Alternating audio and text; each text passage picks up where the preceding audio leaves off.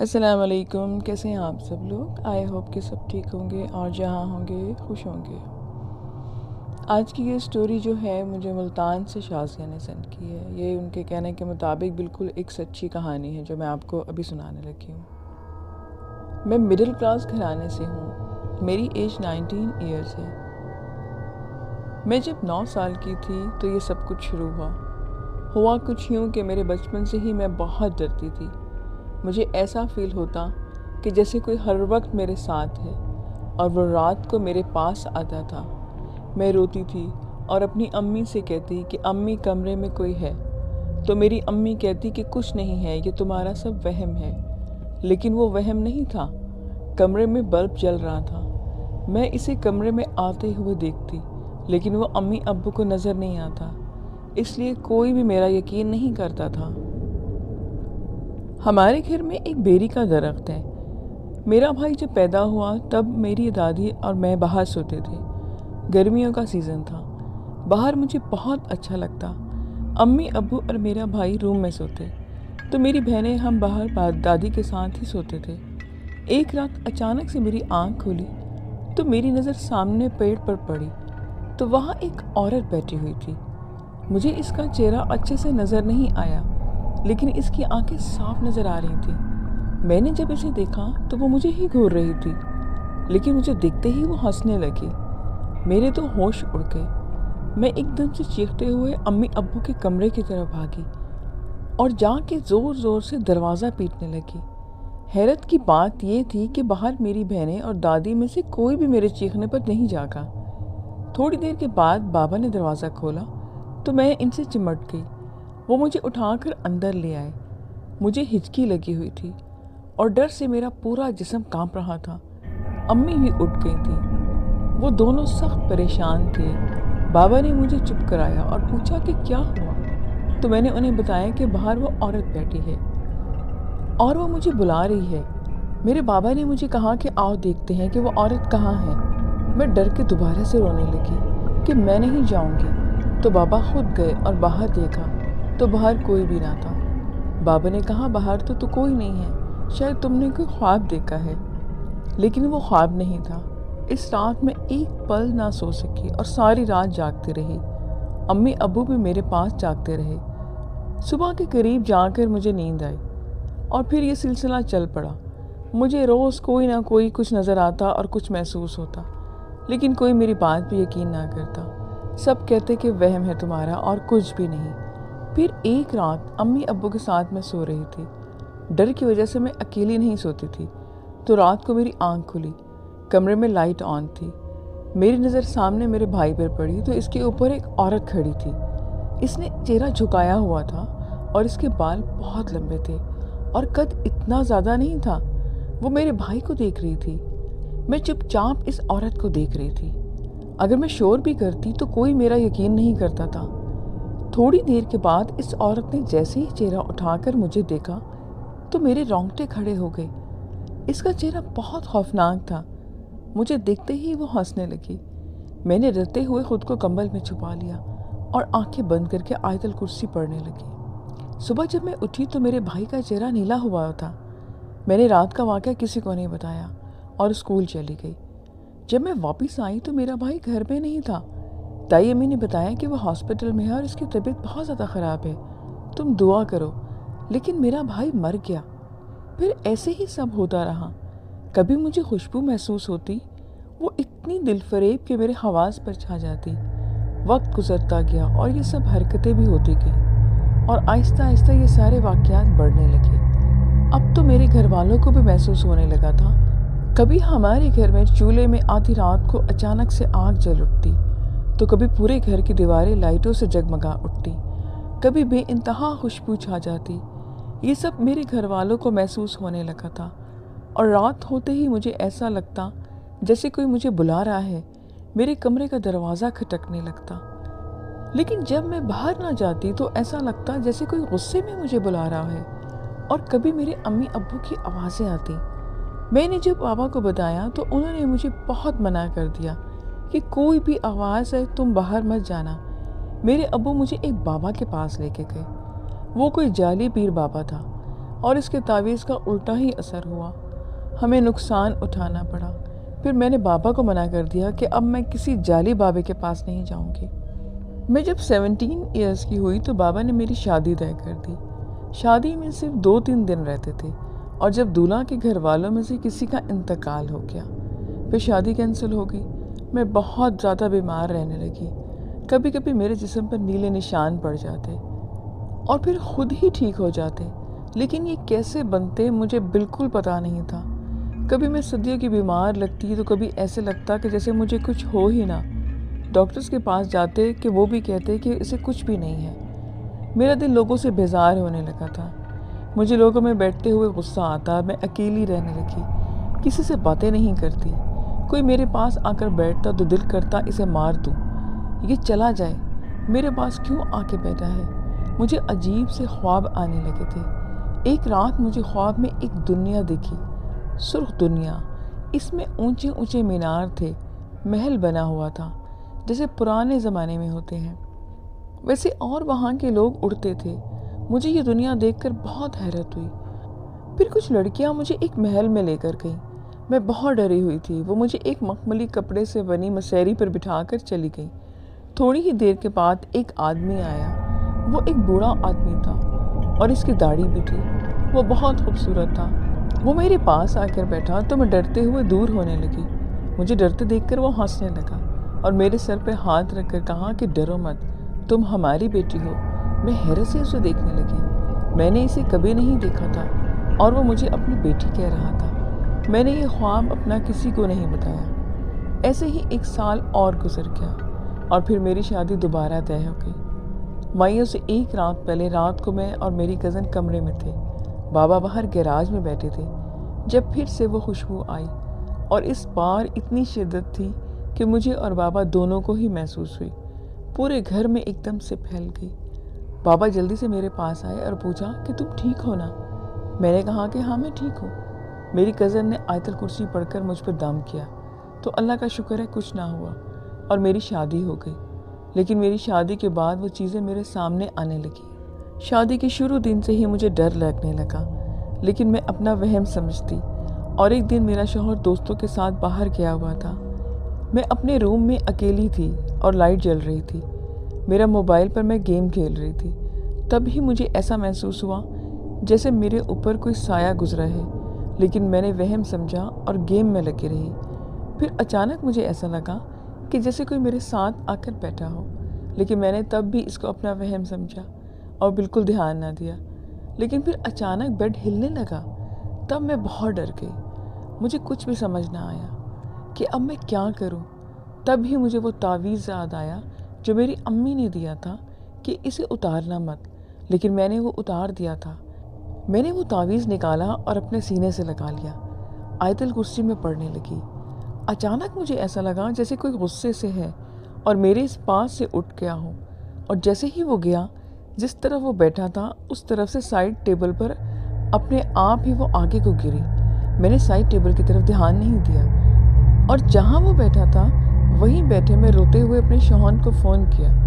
میں نے اس کو کہا کہ تم گھر آؤ، اور جب وہ آیا تو اس نے مجھ سے پوچھا کہ کیا ہوا۔ میں نے اسے سارا واقعہ بتایا۔ اس نے مجھ سے پوچھا کہ یہ ٹیبل تم نے اٹھائی ہے؟ میں نے کہا کہ نہیں، دوسری صبح میرے بابا آ گئے اور آتے ہی انہوں نے مجھ سے پوچھا کہ تم کل ڈری ہوئی تھی۔ ان کی بات سن کر میں اور میرا شوہر تو بالکل حیران رہ گئے، انہیں کیسے پتہ چلا کہ میں ڈر گئی تھی۔ خیر وہ یہ پھر مجھ سے کسی بابا کے پاس دوبارہ سے لے کے گئے، لیکن وہ بھی جعلی تھا اور سب کو ایک ہی تعویذ دے رہا تھا، اس سے کچھ خاص فرق بھی نہیں پڑا۔ پھر ایک رات مجھے خواب آیا، ایک آدمی تھا، اس کا چہرہ چھپا ہوا تھا اور اس کی بس آنکھیں نظر آ رہی تھیں جو بہت ہی خوبصورت تھی۔ وہ میرے بیڈ پر سویا ہوا تھا اور میں بھی اس کے ساتھ۔ تب میری نانی امی آ کر کہتے ہوئے کہ بیٹا اٹھ کر بھاگ آؤ، اور یہ ابھی سو رہا ہے، یہ اٹھ گیا تو تمہیں جانے نہیں دے گا۔ میں دھیرے سے اٹھتی ہوں، تب بھی اس کی آنکھ کھل جاتی ہے۔ اس نے جیسے ہی مجھے دیکھا تو مجھے ایسے لگا جیسے مجھ پر سحر طاری ہو گیا ہے۔ اس کی آنکھیں تھیں اتنی خوبصورت کہ اس نے مجھے دیکھتے ہی مسکراتے ہوئے کہا کہ سو جاؤ، ابھی پھر سے تمہیں میں لے جاؤں گا، ہمارا نکاح ہوگا، اب سو جاؤ۔ تو اس کی آواز سنتے ہی میں دوبارہ واپس سے سو گئی۔ پھر مجھے خواب میں وہ اور 2 بچے نظر آتے۔ وہ مجھے لے کر اٹھتے اور اس دنیا سے چلے جاتے۔ حیرت کی بات یہ تھی کہ میں خوشی خوشی ان کے ساتھ جاتی تھی۔ ایسے خواب بڑھتے گئے اور پھر یہ خواب میرے بابا کو بھی آنے لگے۔ جہاں وہ مجھے اپنے ساتھ لے کر جانے کی بات کرتے تھے، میرے بابا ان خوابوں کی وجہ سے بہت ڈر گئے تھے۔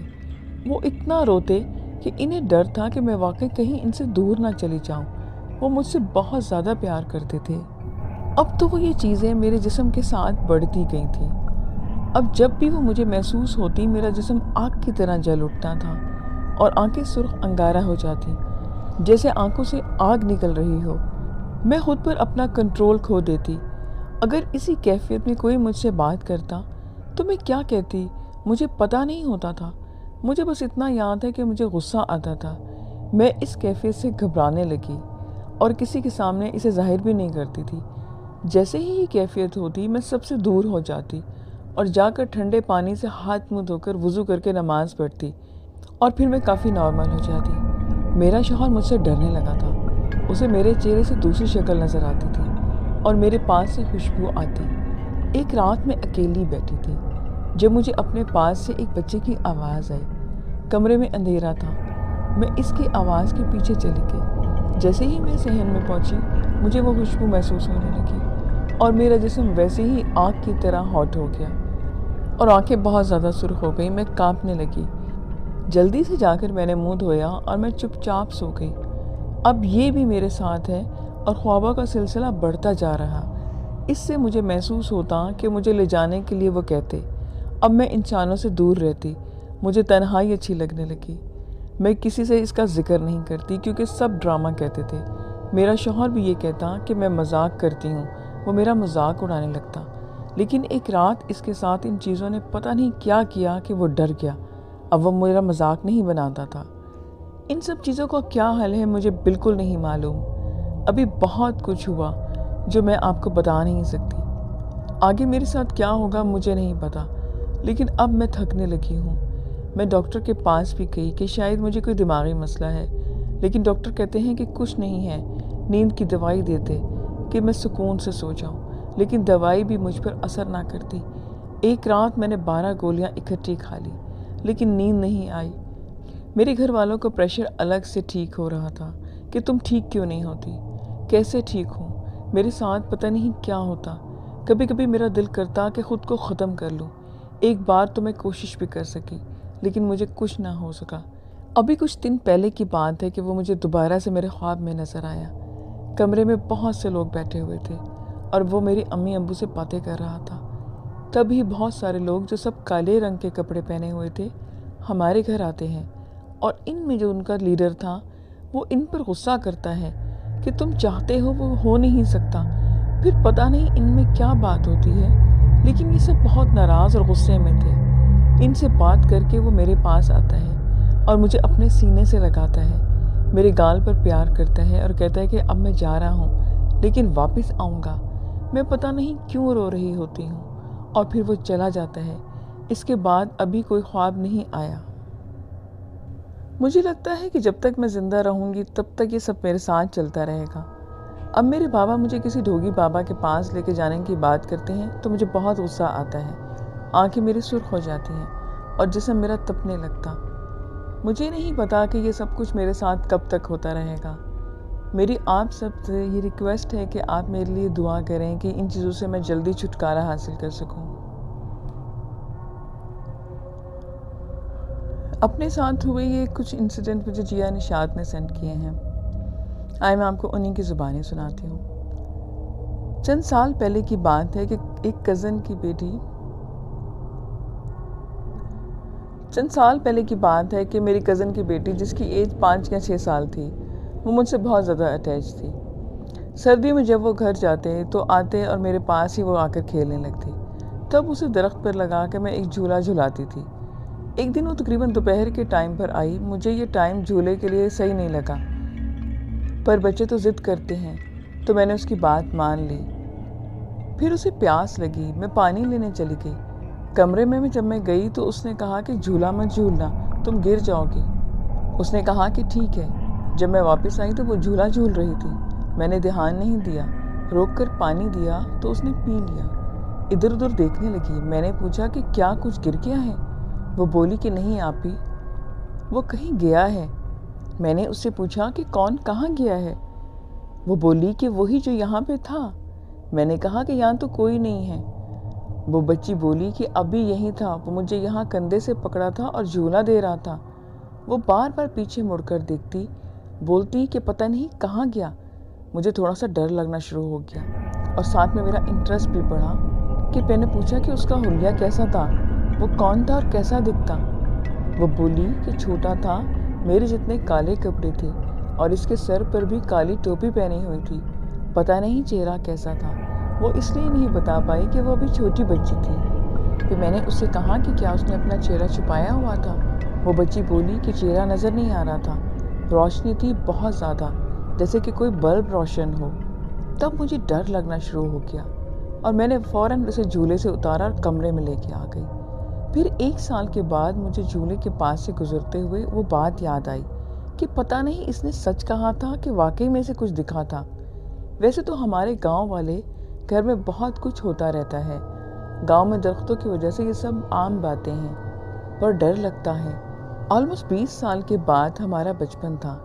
تب تو کزن لڑکے رات دن تک جاگتے تھے تو بیٹھک میں اکثر ہی سو جاتے۔ گھر میں فیملی نہیں ہوتی تھی تو ایسے ہی ایک رات کزن بیٹھک میں سو رہے تھے۔ ایک کزن جاگا اور واش روم جانا تھا اسے۔ جب وہ واش روم سے واپس پھر رستے میں درخت کے پاس سے گزرا تو 2 آدمی سفید کپڑوں میں درخت سے اترے اور پوچھا کہ کہاں جا رہے ہو؟ تو میرا کزن نے کہا کہ روم میں جا رہا ہوں۔ انہوں نے کہا کہ اتنی رات کو باہر کیوں آئے ہو؟ تو کزن کو کچھ گڑبڑ محسوس ہوئی، وہ آیت الکرسی پڑھنے لگا تو ان میں سے ایک نے اسے تھپڑ مار دیا۔ میرا کزن بھاگا تو ایک نے بازو پکڑنے کی کوشش کی اور اس کے پیچھے بھاگتے بھاگتے روم میں آ گئے۔ ایک اور کزن آواز سن کر جاگ گیا تو اسے بھی خطرہ محسوس ہوا۔ اس نے کچھ پل اپنی آنکھیں بند رکھی۔ وہ چھوٹا تھا، ڈر گیا اور صبح جب اٹھے تو دیکھا کہ سارے جوتے ایسے ترتیب سے رکھے تھے جیسے کسی نے اٹھا کر سیٹ کیے ہوئے۔ رات والے واقعے کے کوئی آثار نہیں تھے اور میرا جو کزن کمرے میں بھاگ کر آیا تھا اس کی کونی یا ناخنوں پر خروچ جیسا نشان تھا۔ اسے 15 دن یا 1 مہینہ بخار رہا اور یہ درخت اس جھولے والے درخت کے بالکل پاس ہے جہاں سے وہ سفید کپڑوں والے آدمی اترے تھے۔ پھر 2-3 سال تک میری بہن بھی تنگ ہوتی رہی۔ کبھی اسے پتھروں کی گرنے کی آوازیں آتی، کبھی سوتے میں اس کا کمبل کوئی اتار کر کھینچ لیتا اور وہ ایک دم سے جاگ جاتی۔ اور یہاں کوئٹہ سے جب ہم شفٹ ہوئے تو میرا چھوٹا بھائی کہتا کہ اسٹور روم میں 2 بچے ہیں اور ان کی امی بھی نظر آتی ہے۔ بہن بھی کہتی کہ ہاں اس نے بھی دیکھے ہیں۔ ایک رات اس نے مجھے بتایا کہ ایک عورت جو اب ہم لوگ واک کرنے جاتے ہیں تو وہ ہمارے ساتھ ہوتی ہے اور جب ہم واپس آتے ہیں تو وہ ہمارے پاس نہیں ہوتی، اچانک سے نہ جانے کہاں غائب ہو جاتی ہے۔ اسی طرح کے بہت سے واقعات ہماری فیملی اور ہمارے ساتھ ہوتے رہے جو کہ اب تک ہوتے ہیں۔ شاید کہ وہ درخت اور وہ گھر آسیبی ہے۔ لسنرز، یہ آج کی سٹوریز تھیں۔ آئی ہوپ کہ آپ کو اچھی لگیں گی۔ اپنا فیڈ بیک مجھے ضرور دیں۔ پھر نیکسٹ ویڈیو میں ملیں گے نیو سٹوریز کے ساتھ۔ مجھے اجازت دیں۔ خدا حافظ۔